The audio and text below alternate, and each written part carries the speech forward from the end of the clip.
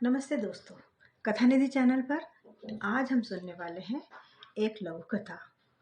शीर्षक है देवर। तो आइए सुनते हैं कहानी सुनकर कमेंट जरूर करके बताइएगा कि आपको कहानी कैसी लगी। और चैनल पर अगर नए हो तो चैनल को सब्सक्राइब भी जरूर कर लीजिएगा। पिताजी गुजरे तब मेरी उम्र 12 साल की थी। गीता दीदी 18 और भैया 22 साल के थे। अचानक हुए इस हादसे को हम सब बर्दाश्त करने की स्थिति में न थे। मुझे समझ थोड़ी कम थी, फिर भी इतना भी नासमझ न था कि पिताजी के जाने का अर्थ न समझ सकूं। माँ का रो रो कर बुरा हाल था। कच्ची गृहस्थी थी, ऐसे में उन्हें चारों तरफ सिवा अंधकार के कुछ भी दिखाई न दे रहा था। सारे रिश्तेदार जमा थे। वह माँ को समझाने का भरपूर प्रयास कर रहे थे, मगर वे कुछ समझने को तैयार ही नहीं थी। बस एक ही रट लगाए थे कि अब शेष जीवन में कैसे बिताऊंगी, कैसे गुजारेंगे हम अपना जीवन, कैसे गीता की शादी होगी, हम सबको कैसे संभालेंगे। उनका रुदन सुनकर सभी की आंखें नम थी। थोड़ा बहुत वे मामा जी को समझने को तैयार थी। मामा जी भरे मन से बोले, दीदी दिल छोटा मत करो, मैं तुम्हारे लिए सुरक्षा कवच बनकर तब तक खड़ा रहूंगा जब तक तुम्हारा परिवार संभल नहीं जाता। उन्होंने अपना वादा निभाया भी खूब। रोजाना शाम को बैंक की ड्यूटी से खाली होते तो सीधे घर आकर हमारा हालचाल जरूर लेते। उनके आने से हम सबको बल मिलता। उन्हीं के प्रयास से भैया को पापा की जगह पोस्ट ऑफिस में नौकरी भी मिल गई। फंड से मिले रुपयों से गीता दीदी की शादी हुई। पापा का बनाया मकान था, सो रहने की समस्या तो थी नहीं। आहिस्ता आहिस्ता हमारा घर संभलने लगा था। गीता दीदी की शादी के बाद बचे रुपयों को माँ ने अपने पास बुरे वक्त के लिए रख लिया। इस बीच भैया की शादी के लिए लड़की वालों के रिश्ते भी आने लगे। माँ को एक जगह रिश्ता अच्छा लगा तो मामा से राय मशवरा करके भैया की शादी भी कर दी। अब वे निश्चिंत थी। ले देकर मैं एक ही बचा था। उन्हें विश्वास था कि मैं कहीं न कहीं पर सेटल हो ही जाऊंगा, मगर नियति को कुछ और ही मंजूर था। माँ को अचानक ब्रेन हैमरेज हुआ और वह हम सबको रोता बिलखता छोड़कर चली गई। भैया को ज्यादा फर्क नहीं पड़ा, पर मैं अकेला हो गया। उस रोज फूट फूट कर रोया, क्योंकि एक माँ ही थी जो मेरी रजामंदी थी। मैं जब भी कभी उलझन में होता तो वो बड़ी आसानी से मेरी समस्या का समाधान कर देती। एक तरह से वे मेरी संबल थी। माँ की 13वीं तक गीता दीदी मेरे पास रही, जब तक मेरी तनाई पर अंकुश लगा रहा। पर जैसे ही वे चली गई, घर काटने को दौड़ने लगा। सबसे बुरी बात तो यह हुई कि जिन भैया भाभी पर मेरी जिम्मेदारी थी, वह मुझसे विमुख होने लगे। एक दिन मैंने माँ की पासबुक देखी तो पाया कि उसमें फूटी कौड़ी भी ना थी। यह जानकर तो मैं सन्न रह गया। भैया से पूछा तो बड़े तीखे शब्दों में बोले, मैं क्या जानू, पूरे 2 लाख थे। भैया, माँ ने मेरी पढ़ाई लिखाई के लिए रखे थे। मैं लगभग रुआंसा हो गया। जब तू जानता था कि पूरे 2 लाख थे तो तुझे यह भी पता होगा कि रुपए गए कहाँ। मुझे तो पता भी नहीं था कि माँ ने इतने सारे रुपए बैंक में रखे हैं। भैया बड़ी सफाई से अपना दामन बचा ले गए। भैया, याद कीजिए, माँ ने कभी तो मेरी अनुपस्थिति में कुछ दिया होगा आपको। तेरा दिमाग तो नहीं खराब हो गया? माँ से दिन रात तो तू चिपका रहता था। तुम दोनों क्या खिचड़ी पकाते थे, मैंने कभी जानने की कोशिश नहीं की। फिर वह कहाँ से मुझे रुपए देंगी? मुझे रुपयों की जरूरत ही क्या है जो उनसे मांगूंगा और वह मुझको देंगी? खिचड़ी? कैसी बात कर रहे हैं? ना मैंने और ना माँ ने आज तक आपसे कुछ लिया। पापा का जो भी फंड मिला उससे गीता दीदी की शादी हुई और शेष रुपए जैसे के तैसे बैंक में जमा थे। वो तो इसीलिए कि अगर मुझे पढ़ाई अच्छी से करनी होगी तो आपसे कुछ मांगने की जरूरत ना पड़ेगी। इतना घमंड? हाँ भैया, घमंड नहीं, माँ आप पर आर्थिक बोझ नहीं डालना चाहती थी। अब आप इसे जिस रूप में कह ले, मैंने इस विवाद को विराम दिया, क्योंकि जब मैंने देखा ही नहीं तो क्या कर सकता हूँ। जबकि सच्चाई यही थी कि रुपया भैया ने ही लिया था। माँ की आदत थी, वे चेकों पर अग्रिम हस्ताक्षर बनाकर रख देती थी, ताकि पेंशन के रुपए लेने के लिए मुझे माँ का इंतजार ना करना पड़े। कभी कभी माँ दीदी के पास भी चली जाया करती थी, तो वहीं से फोन कर देती थी कि मैंने चेक पर हस्ताक्षर कर दिए हैं, तो पेंशन निकाल लेना। माँ के इस विश्वास का भैया ने नाजायज फायदा उठाया।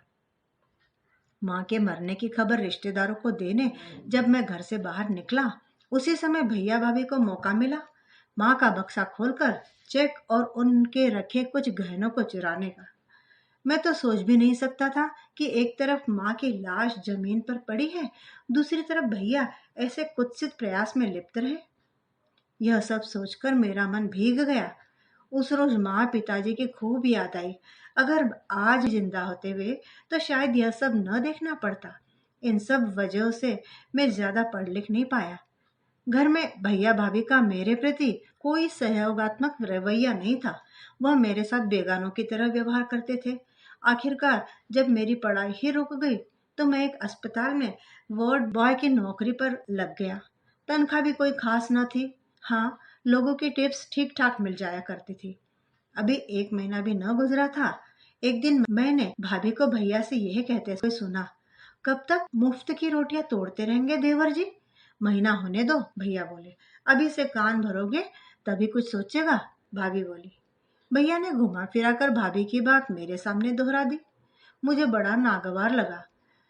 भाभी ना सही, कम से कम भैया को तो सोच समझ कर बात करनी चाहिए थी।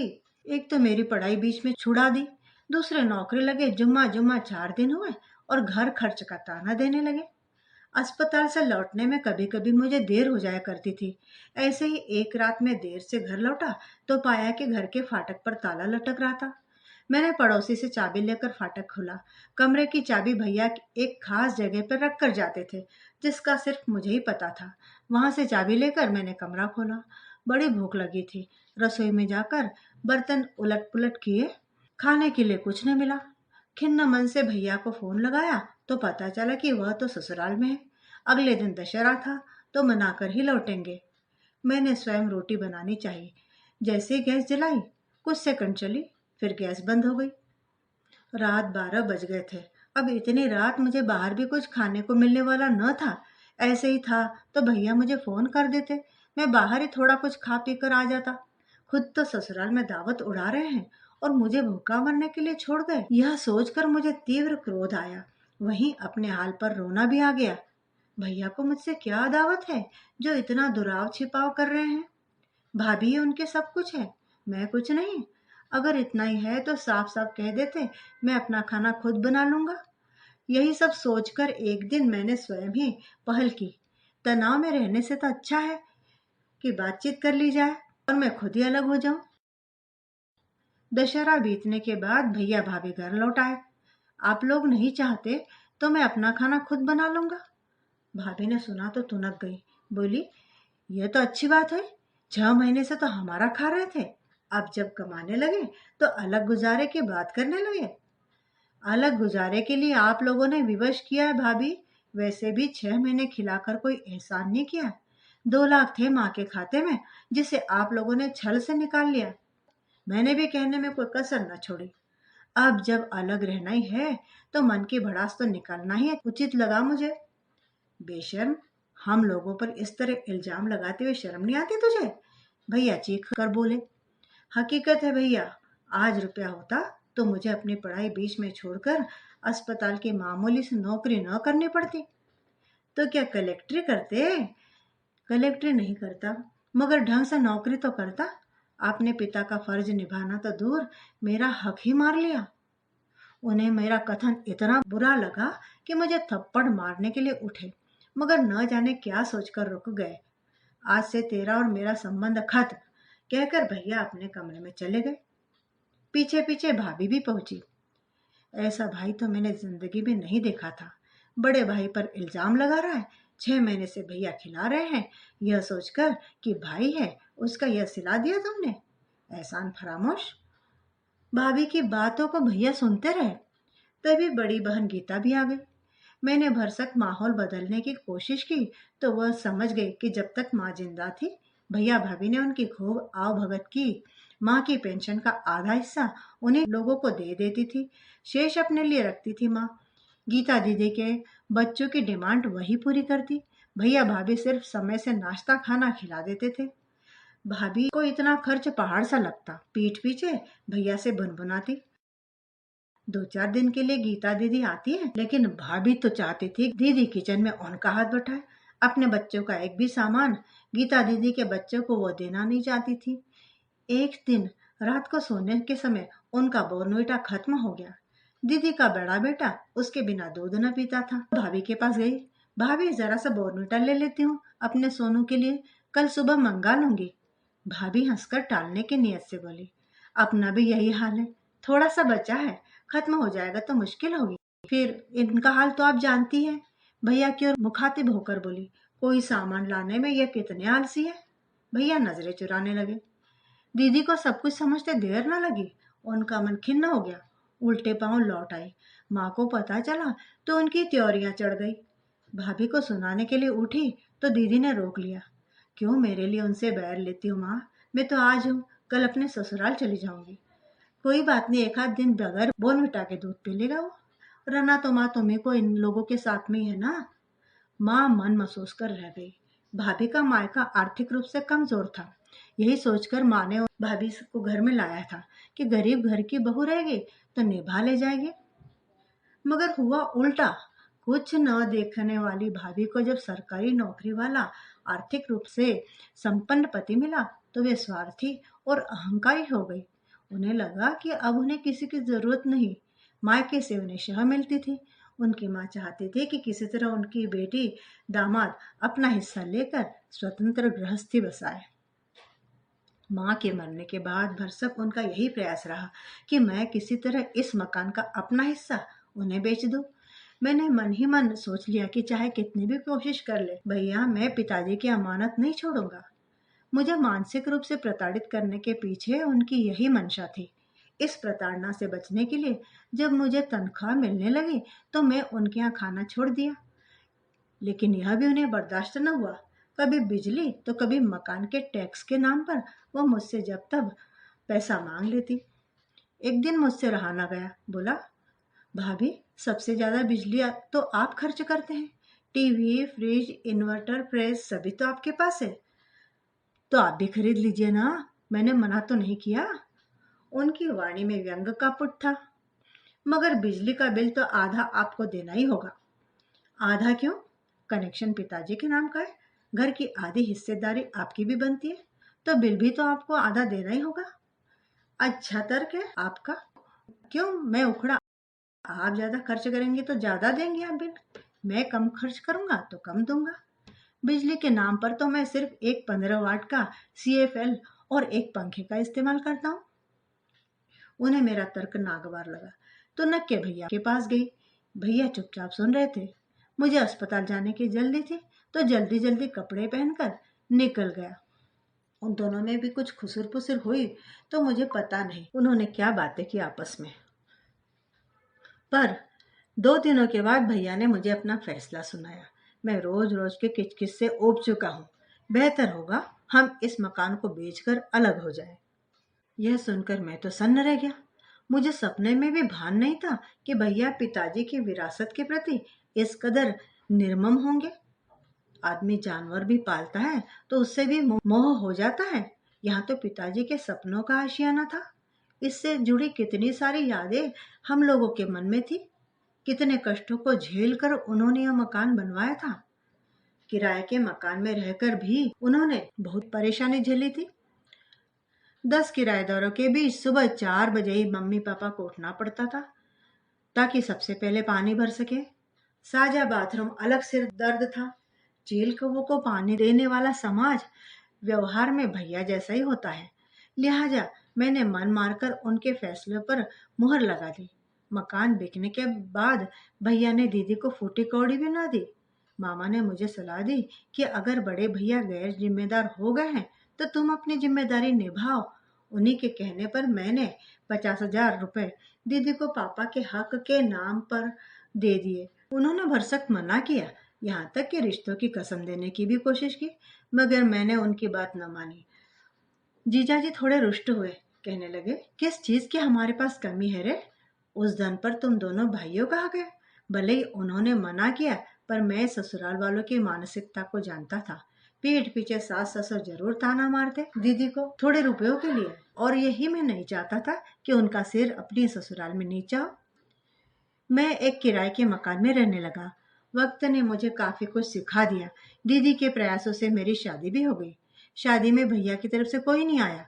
मैंने भी मनुहार नहीं की कि जब उन्हें अपने फर्ज की याद नहीं रही तो मैं ही क्यों पहल करूं। मेरी शादी को 10 साल गुजर गए। इस बीच भैया भाभी का थोड़ा बहुत हालचाल अन्य लोगों से मुझे मिलता रहा। भैया भाभी को लड़की तो पहले से थी, 2 और लड़कियां हो गई। वह 3 बच्चों के पिता बन गए। शायद यही वजह रही जो उन्हें शराब की लत लग गई। लड़कियों को पढ़ा लिखा कर आत्मनिर्भर बनाने की जगह जिम्मेदारियों से भागने का उनका यह तरीका मुझे कायराना लगा। एक दिन दीदी से खबर लगी कि उनकी हालत बेहद खराब है, वह अस्पताल में भर्ती है। मैं अपने परिवार के साथ उन्हें देखने गया। भाभी ने तो हमें कोई खास तवज्जो न दी, उल्टे उलाहना ही देने लगी कि इस संकट की घड़ी में किसी ने भी हमारा साथ न दिया। चाहता तो मैं भी कह सकता था कि आपने कौन सा रिश्ता निभाया। कभी कभार दीदी उनसे मिलने जाती तो उनका मुंह टेढ़ा हो जाता। भैया किसी तरह ठीक ठाक हुए, इस चेतावनी के साथ कि अगर उन्होंने शराब ना छोड़ी तो निश्चय ही उनका गुर्दा खराब हो सकता है, फिर उन्हें कोई ना बचा पाएगा। सुनकर भाभी सहम गई।